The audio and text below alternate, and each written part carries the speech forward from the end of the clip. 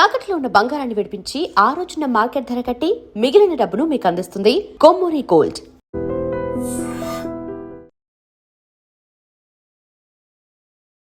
నమస్తే అమ్మా. నమస్తే అమ్మా.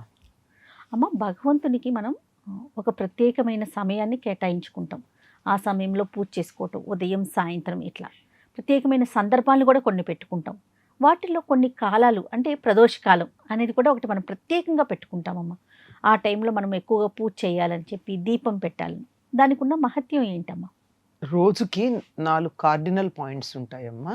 రాత్రి వెళ్ళి పగలొచ్చే సమయం ఉదయ సంధ్య, పూర్వాహ్నం వెళ్ళి మధ్యాహ్నం వచ్చే సమయం అంటే ఏఎం వెళ్ళి పిఎం వచ్చేటటువంటి టైం, అలాగే రాత్రి వెళ్ళి పగలు వెళ్ళి రాత్రి వచ్చేటటువంటి సమయం, అలాగే అర్ధరాత్రి.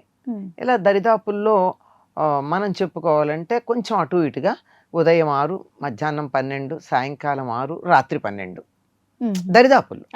కాకపోతే వేసవి కాలంలో కాస్త అటు ఇటుగా వస్తుంది. శీతాకాలంలో 6కి ముందు, శీతాకాలంలో 6 తర్వాత, వేసవి కాలంలో 6 ముందు అట్లా వస్తాయి. మామూలుగా నార్మల్గా చెప్పుకునేవి ఈ 4. ఈ 4 సమయాల్లోనూ కాలం 4 భాగాలుగా చేసినప్పుడు ఒకదాని నుంచి ఒకటి మారుతూ ఉండే సంధికాలం అంటారు. అంటే కలిసేది సంధి. ఆ సంధి సమయాన్నే సంధ్య అంటారు. ఉదయ సంధ్య, మధ్యాహ్న సంధ్య, సాయం సంధ్య. అమ్మ, మీ మాట కట్టొస్తున్నాను అనుకోద్దు, మధ్యాహ్నం కూడా మనం సంధికాలం అంటామా? దాన్ని 12 గంటలకమ్మా. అప్పుడు ఏఎం నుంచి పిఎం మార్చట్లమ్మా. ఎందుకు మారుస్తున్నాం? ఓకే, దాన్ని కూడా మనం సంధికాలం అంటాం.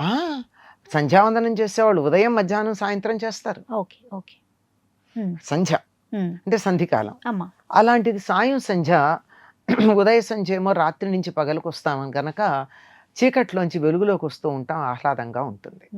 సాయం సంధ్య పగటి నుంచి రాత్రికి ఎడతామేమో చికాకుగా అనిపిస్తూ ఉంటుంది.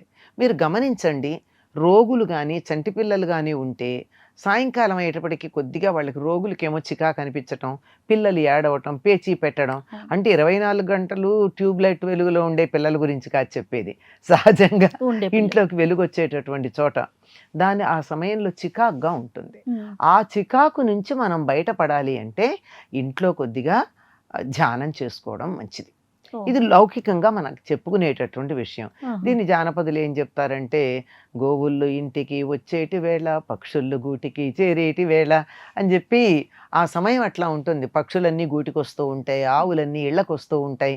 ఈ సమయంలో పిల్లలు ఏడుస్తూ ఉంటారు, అందరికీ చికాకుగా ఉంటుంది. ఇటువంటి సమయాన్ని మనం సద్వినియోగం చేసుకున్నట్టయితే ఎంతో అద్భుతమైనటువంటి ఆధ్యాత్మిక ప్రగతి వస్తుంది. మనకి ప్రశాంతత కావాలి అంటే ఇప్పుడు సాధారణంగా చూడండి, అందరూ కూడా ఇళ్లలో ఏం చేస్తారు, పగలల్లా ఇంట్లో ఉన్న సాయంకాలం అయ్యేటప్పుడు కాసేపు బయటకు వెడదామంటారు. అవును. ఎందుకు? మధ్యాహ్నం ఎందుకు వెళ్ళరు, రాత్రి ఎందుకు వెళ్ళరు, పొద్దున ఎందుకు వెళ్ళరు? కాదు, సాయంకాలం అయ్యేటప్పటికి. అంటే వెలుగులో నుంచి చీకట్లోకి వెళ్ళే సమయంలో ఒక చోట ఉండాలనిపించదు, ఒక రకమైన రెస్ట్లెస్నెస్ వస్తుంది.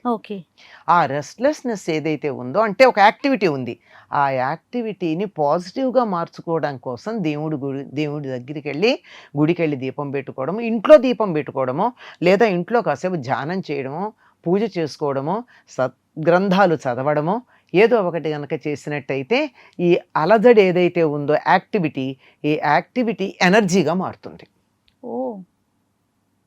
అందుకని సంధ్యా సమయంలో తప్పనిసరిగా దేవుడి దగ్గర, ఇంకా మనకి ఏం చెప్పారు, ఫలానా అని కాకుండా దేవుడి దగ్గర దీపం పెట్టండి, కూర్చుని కాసేపు భజన చేయండి, లేదా ఓ స్తోత్రం చదవండి. అంటే పొద్దున్నలాగా మొత్తం పూజ అంతా చేయకపోయినా కనీసం ఏదో ఒకటి చెయ్యండి అని చెప్పడానికి కలిగినటువంటి కారణం ఇది. ఓకే, ఇంకా మరి ప్రదోష కాలం అమ్మ?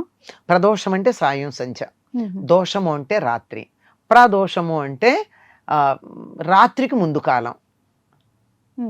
దోషం రాత్రి, ప్రదోషం రాత్రికి ముందు అంటే సంధ్యా సమయం. సాయం సంధ్య మళ్ళీ సంధ్యా సమయం ఏంటి, ఉదయ సంధ్య కాదు, సాయం సంధ్యని ప్రదోషం అంటారు. అంటే రాత్రికి ముందు భాగం. ఇక మనకి దీపం కూడా చూడండి అమ్మా, మనం లైట్ వేసుకుంటే ఆ ట్విలైట్ అంటామే, ట్విలైట్ లో దీపం మనకి బాగా అనిపించదు, చీకటి పడ్డాక దీపం వెలుగు బాగుంటుంది, పగలు బాగుంటుంది, రాత్రి దీపం వేసుకుంటే బాగుంటుంది. ఆ ట్విలైట్ లో కొద్దిగా అంటే బయట నుంచి ఇంట్లోకి వెలుగు వచ్చే ఇళ్ళు కనుక ఉన్నట్టయితే అటువంటి ఇళ్లల్లో ఆ సంధ్యా సమయంలో దీపం మనకంత బాగా కనిపించదు. ఆ సమయంలో చదవటం, కుట్టటం అట్లాంటి పనులు చెయ్యొద్దంటారు. చేయడం మంచిది కాదన్నారు. ఎందుకు అంటే కంటికి ఇబ్బంది. ఆ సమయంలో చదివితే కళ్ళు బాధపడతాయి. ఆ సమయంలో కుట్టు కుడితే ఇబ్బందిగా ఉంటుంది. కనుక కళ్ళు మూసుకు కూర్చుని ధ్యానం చేసుకో, పూజ చేసుకో, జపం చేసుకో, పాటలు పాడుకో, స్తోత్రాలు చెయ్యి, భజనలు చెయ్యి. ఇది హాయిగా ఉంటుంది. ఆ మూమెంట్ ఏదైతే ఉందో అదని పాజిటివ్గా మార్చుకునేటటువంటి పద్ధతి ఆ సమయంలో దైవధ్యానం చేయమని. ఆలయాలకు వెళ్ళమని ఎందుకు చెప్తారంటే సాధారణంగా శివాలయానికి వెళ్ళమని చెప్తారు ప్రదోష కాలంలో. ఎందుకు అంటే సంధ్యా సమయంలో శివుడు నృత్యం చేస్తాడు అంతరిక్షంలో. శివుడు నృత్యం చేసేటప్పుడు ఆయనకి వాద్యగాళ్ళుగా మొత్తం దేవతలందరూ ఆయన దగ్గర చేరతారు. అంటే ఒక్క శివుడికి అప్పుడు దండం పెడితే అంతమందికి దండం పెట్టినట్టు అందరి దేవతలకు నమస్కారం చేసినట్టు అవుతుంది. కనుక సాయం సమయంలో శివాలయానికి వెళ్ళమంటారు, ఉదయ సమయంలో విష్ణువాలయానికి వెళ్ళమంటారు. ఆలయ దర్శనాలు కూడా ఈ విధంగా మనం పెట్టుకోవాలి. అంటే పర్వాలే, మన సాయంకాలం విష్ణువాలయానికి వెళ్ళకూడదని కాదు, వెళితే మంచిదని. అది శివాలయానికి వెళ్ళినట్టయితే ఇంతమంది ఒక్కసారి దర్శనం చేసుకున్నట్టు అవుతుంది అని చెప్తారు. అంటే ప్రతి ప్రదోష కాలంలోనూ దీపం పెట్టుకుంటే మంచిదమ్మా. తప్పనిసరిగానమ్మా సంధ్యాదీపం నమోస్తుతే మనకి చెప్పేది కూడా ఏమంటారు, దీపం జ్యోతి పరబ్రహ్మ, దీపం సర్వతమోపహం, దీపేన సాధ్యతే సర్వం, సంధ్యాదీపం నమోస్తుతే. సంధ్యాదీపం అంటే సాయంకాలం దీపమే, అంతే కదా. అందుకని ఆ సమయంలో తప్పనిసరిగా పెట్టాలి ఇంట్లో. ఎందుకంటే సూర్యుడు వెడుతూ వెడుతూ తన వెలుగుని అగ్నిలో పెట్టి వెళ్ళాట, అంచేత సూర్యకాంతి మన ఇంట్లో ఉన్నట్టే దీపం పెడితే. ఓకే, తప్పకుండా అమ్మా. అది తప్పనిసరిగా పెడతారమ్మా. సాధారణంగా ఒక సంప్రదాయమైన కుటుంబంలో గనక ఏంటంటే పొద్దున పూజ మగవాళ్ళు చేస్తారు గనక సాయంకాలం ఆడవాళ్లే పెడుతూ ఉంటారు. సరే మగవాళ్ళు చేయని పరిస్థితుల్లో ఆడవాళ్ళు పొద్దున కూడా పెడతారు అనుకో, తప్పనిసరిగా పెట్టడం మంచిది. రైట్, నమస్తే. నమస్తే అమ్మా. And for more videos, please subscribe to iDream. Please subscribe to iDream. Please subscribe iDream. And please subscribe to iDream. For more videos, subscribe to iDream. please like, share and subscribe to the channel. Congratulations, iDream. Subscribe to iDream. Subscribe to iDream. So subscribe to iDream Media. iDream ki iDream team andarki huge congratulations. Please subscribe iDream Media. Please subscribe to iDream. Subscribe iDream. Please subscribe to iDream.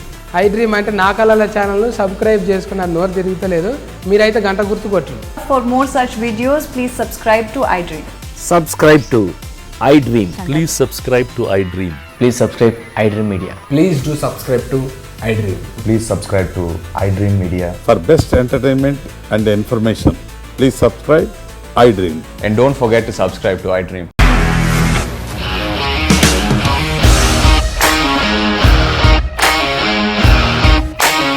ఇండస్ట్రీలో commitment issues వస్తే నీకు కూడా వచ్చినట్టు. Morning తీసుకెళ్ళాలంటే కొట్టి పడేస్తారు.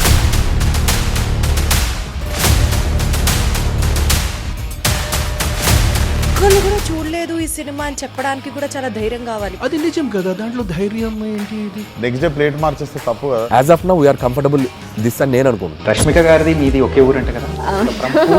నీకు కోపం వచ్చిందంటే బాగా తిట్టేత్తరా? తిట్టేద్దామండి.